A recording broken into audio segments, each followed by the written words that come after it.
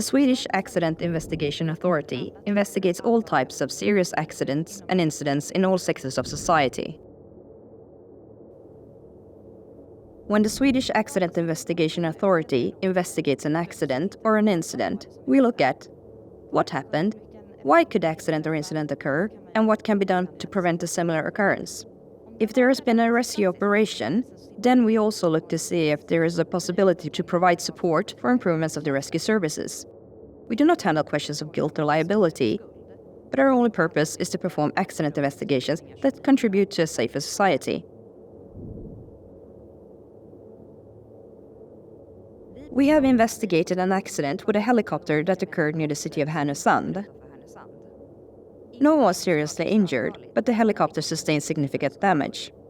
However, the accident is one of several where a phenomenon known as unanticipated yaw has contributed.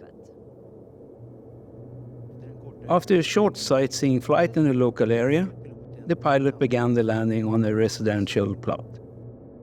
At the end of the final approach, the helicopter ended up in a hovering position, which meant that it had a low speed. The helicopter unexpectedly began to yaw to the right.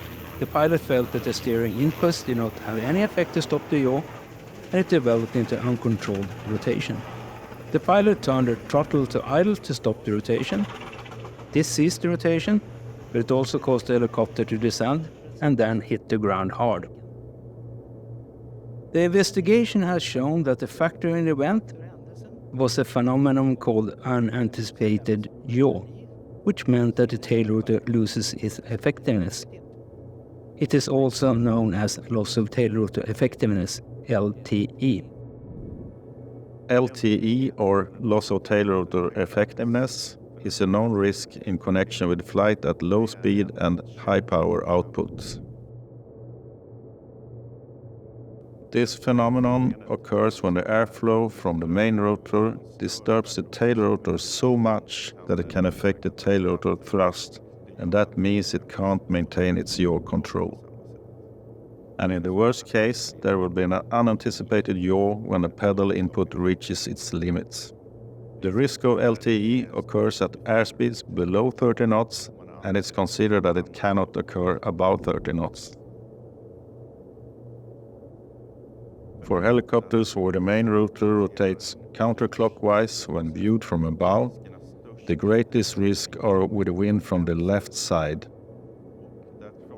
And there are two different sectors, from the left front and from the left side. And the greatest risk is where the two sectors overlap.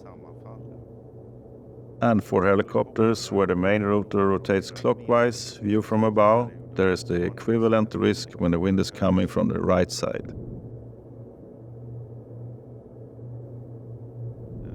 One indication of the risk is that the pilot must increase the pedal input when hovering to maintain directional control of the helicopter. And there is a risk that when you reach full pedal input that you will enter into what becomes an unanticipated yaw due to insufficient tail rotor thrust. This can quickly develop into an uncontrollable situation, and it's important to remember that you cannot force the helicopter to stay on a heading when max pedal input is insufficient. To reduce the risk of accidents of unanticipated yaw, it's important that you as a pilot have good knowledge and understanding of the phenomenon. Therefore, the European Union Aviation Safety Agency and the Swedish Transport Agency are recommended to inform about the risk for unanticipated yaw and how the risks can be managed.